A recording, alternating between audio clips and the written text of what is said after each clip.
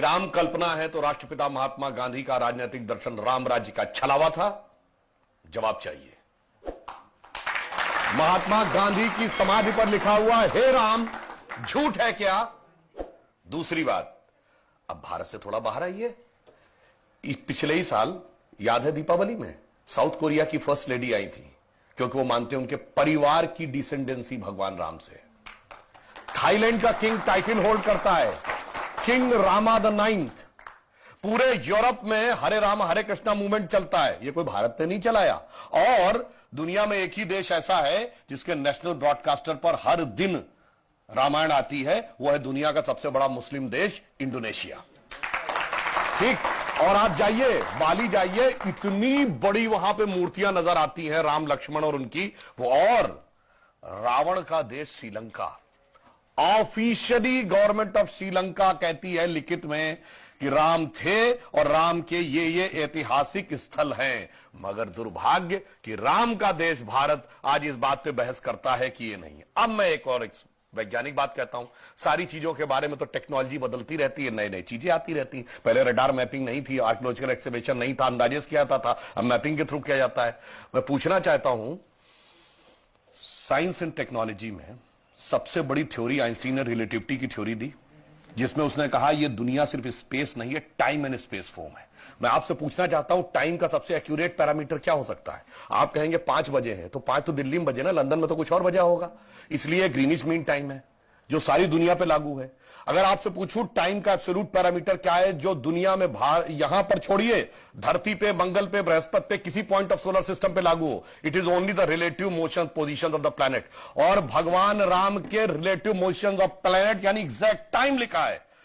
क्या कर्क राशि में गुरु था, कर्क राशि में चंद्रमा था, पुष्य नक्षत्र था, मकर राशि में मंगल था, और जब नासा ने प्लैनेटोरियम सॉफ्टवेयर में डाला तो डेट तक निकल आई कि 7000 कितने सौ BC से पहले यह हुआ था। अब इसके बाद भी अगर इनको कोई सबूत चाहिए तो मैं अंत में एक बात कहना चाहता हूं, दुनिया में 4-5 बड़े रिलीजन हैं, अगर रिलीजन माने को तो क्रिश्चियनिटी, इस्लाम, ज्यूस, हिंदू और बुद्धिस्ट। बताइए कोई और ऐसा धर्म है जिसके भगवान के बारे में कहा जाता हो सबूत लाओ ये हुए थे कि नहीं हुए थे, या इनसे पूछो। और भगवान राम की पहले की भी वंशावली अवेलेबल है और बाद की भी। बाकी दुनिया में जितने भी लोग हुए, बाद की कुछ की अवेलेबल है, कुछ की तो पहले और बाद की भी नहीं अवेलेबल है, पहले किसी की नहीं अवेलेबल है। मगर राजा इक्ष्वाकु से लेकर उसके बाद उनके पुत्र इतने साल राज किया, भगवान राम के बाद इतने पूरा डिटेल सब कुछ झुटलाने का प्रयास केवल इसलिए होता है कि हम पे हुकूमत करने वाले जो लोग थे ना, अंग्रेज, उनको तो कहते हैं, अब मैं किसी धर्म ग्रंथ के खिलाफ नहीं, कहते हैं 14,000 साल पहले दुनिया बनी थी। अब कैसे मान लें कि उससे ज्यादा पुराना हमारा है? इसलिए सारी की सारी समस्या है। जिनका कि कैलेंडर 2000 साल पहले शुरू होता है या किसी का 1400 साल पहले शुरू होता है, कैसे मान ले हजारों साल पहले का था? समस्या यह है और कुछ नहीं।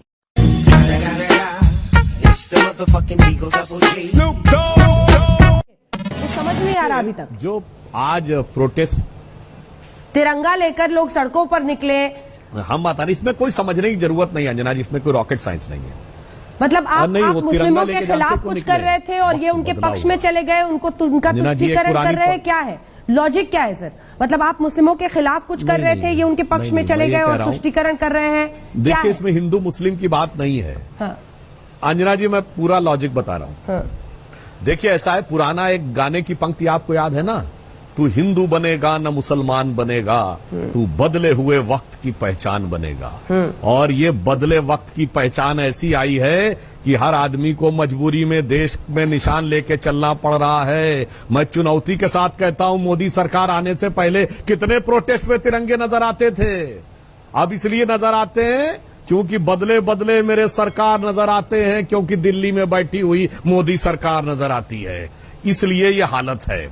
अब दूसरी बात कहता हूं, इन्होंने कहा ठेकेदारी, हमने कब कहा ठेकेदारी जनाब? ठेकेदारी तो इस देश में एक ही पार्टी ने ली थी। तिरंगे की ठेकेदारी उन्हीं की थी, सेक्युलरिज्म की ठेकेदारी उन्हीं की थी, स्वतंत्रता आंदोलन की ठेकेदारी उन्हीं की थी, देश की ठेकेदारी उन्हीं की थी, और गांधी जी की ठेकेदारी उन्हीं की थी। उन ठेकेदारों के जब बहुत सब्सिडरी ठेकेदार पैदा हो गए ना, उनमें होड़ हो गई, जैसे मार्केट में होड़ हो जाती ना। अब मुझसे बड़ा ठेकेदार कौन? जैसे अंजना जी आजकल एक जाड़े का मौसम चल रहा है तो हर कंपनी कहती है सबसे सही और विश्वसनीय च्यवनप्राश मेरा है। तो अब मुसलमानों के बीच में मुस्लिम वोटों के लिए पूरे देश में कवाली चल रही है कि भाई तुम्हारे सबसे बड़े अलंबरदार हम, तुम्हारे सबसे बड़े झंडा बरदार हम। और आप देखिए हकीकत क्या है, यह आंदोलन कहां शुरू हुआ था कि असम की संस्कृति की रक्षा करनी है, जब सीए और एनआरसी की बात आई थी। और शुरू कहां हुआ? जामिया मिलिया, अलीगढ़ मुस्लिम यूनिवर्सिटी, नदवातुल उलेमा, और असदुद्दीन ओवैसी साहब खुद हैदराबाद के हैं, वो सबसे बड़े झंडा बरदार बन गए। सुनिए रेजोल्यूशन कहां पास हुआ? केरल की असेंबली में। और सुनिए भीड़ कहां इकट्ठा हुई? मुंबई के कोलाबा में। और पोस्टर क्या लगाया? फ्री कश्मीर। तो सब दिख गया कि अंदर से कुछ और, बाहर से कुछ और नजर आते हैं।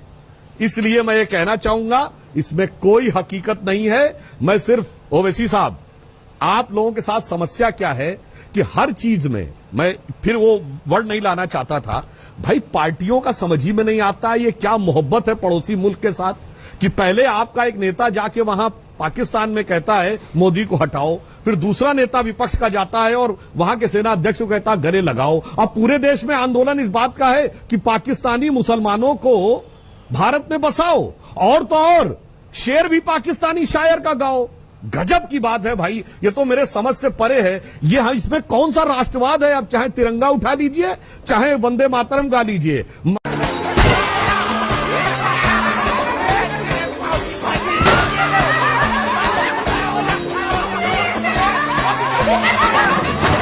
चाहता हूं अमीश, अगर आप किसी बच्चे से पूछें कि बताओ भाई औरंगजेब का बाप कौन था, तो आदमी कहेगा शाहजहां, उसका बाप जहांगीर, उसका बाप अकबर, उसका बाप हुमायूं, उसका बाप बाबर साहब बता देंगे। मैं पूरी विनम्रता से कहता हूं जैदी साहब और नजमुद्दीन साहब से, बता दीजिए सम्राट अशोक और सम्राट हर्षवर्धन के पिता का क्या नाम था। मेरा दावा है 10 में से 9 लोग नहीं बता पाएंगे। पॉइंट।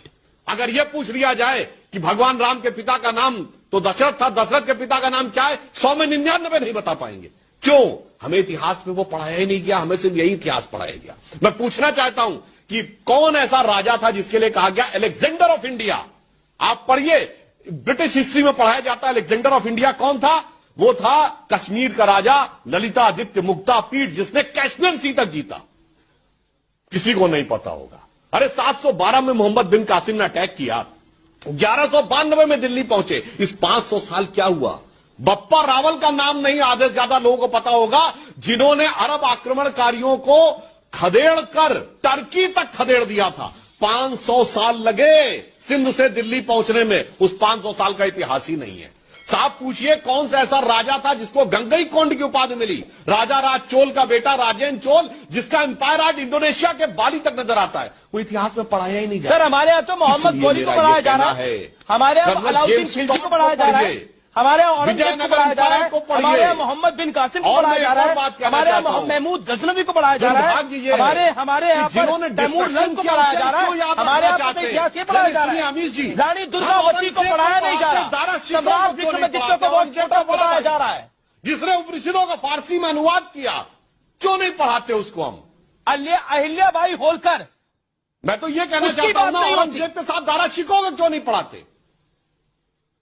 हमारे ये बताया जाता है कैसे हमारे देश को इन्वेस्ट करा, लेकिन ये नहीं बताया जाता। हम बुल्ले शाह को नहीं पढ़ाते, हम नजीब जलालाबादी को नहीं पढ़ाते। क्यों नहीं पढ़ाते? हमें इस बात पे गुरेज है। प्रोफेसर, तुमने यहां जो कुछ सुना और देखा, वो राज तुम्हारे होंठों के पर्दे में बंद रहेगा, वरना मिटा दिए जाओगे। हमको मिटा सके ये जमाने में दम नहीं, हमसे जमाना खुद है, जमाने से हम नहीं। यह है कि बाबा साहब अंबेडकर से इनकी नफरत तो मुझे पता थी, पर उनके बनाए गए संविधान से इतनी नफरत, और संविधान की प्रस्तावना से नफरत, आर्टिकल 5, आर्टिकल 10, आर्टिकल 14, आर्टिकल 15 से नफरत, राइट टू ऑफ इक्वलिटी से नफरत। क्यों इतनी नफरत करते हो दलितों से? क्यों इतनी नफरत करते हो बाबा साहब अंबेडकर से? बाबा साहब अंबेडकर की आत्मा की बात, अरे जो वहां से मांग रहे हैं उसमें 80 से 90% दलित हैं, और बाबा साहब अंबेडकर की बात ये करते हैं। बाबा साहब अंबेडकर को चुनाव हराने के लिए नेहरू जी खुद गए प्रचार करने के लिए। जब नेहरू जी की कैबिनेट से इस्तीफा दिया, मैं आप सबसे अनुरोध करूंगा, जाइए इंटरनेट पे अवेलेबल है बाबा साहब अंबेडकर का वह इस संसद में दिया गया भाषण, सुनिए क्या क्या इन लोगों ने उनके साथ किया। और बाबा साहब अंबेडकर ने संविधान बनाया तो उन्होंने लिखा था प्रीएम्बल ऑफ द कॉन्स्टिट्यूशन, संविधान की प्रस्तावना संविधान की आत्मा है। उस आत्मा में सेकुलर सोशलिस्ट वर्ड नहीं था, यह बाबा साहब अंबेडकर का वक्तव्य नहीं था। मगर 1976 में संविधान की आत्मा को कुचलकर, सारे विपक्ष को जेल में डालकर, देश में आपातकाल लगाकर सोशलिस्ट सेकुलर वर्ड जोड़ा। और मैं बताना चाहता हूं, सेकुलर वर्ड पे जब बहस हुई संविधान सभा में, जानते क्या हुआ? वो कोई मिस्टर शाह थे, मैं नाम भूल रहा हूं, उन्होंने यह प्रस्ताव रखा। विरोध में बोलने वाले कौन? एच.सी. मुखर्जी, लोकनाथ मिश्रा, पंडित जवाहरलाल नेहरू। उन्होंने तर्क क्या दिया? जब हम अपने को धर्मनिरपेक्ष देश मानते हैं तो अल्पसंख्यक वर्ड नहीं होना चाहिए, अल्पसंख्यक है तो फिर सेकुलर नहीं होना चाहिए। ये दोनों कैसे चलेंगे? इसलिए वो संविधान सभा ने खारिज किया और आपने सारे विपक्ष को जेल में डालकर, इमरजेंसी में गला घोटकर 1976 में वो शब्द डाला। भले पूरी दुनिया तुम्हारे खिलाफ हो जाए, हालात मुश्किल हो जाए और चीख चीख कर तुमसे कहे कि तुम बुरी तरह हार चुके हो, मगर जब तक तुम्हें अपने आप पर भरोसा है तब तक कोई भी, कहीं भी और कभी भी तुम्हें हरा नहीं सकता। Never ever give up. अरे अरे अरे क्या कर रहे हो?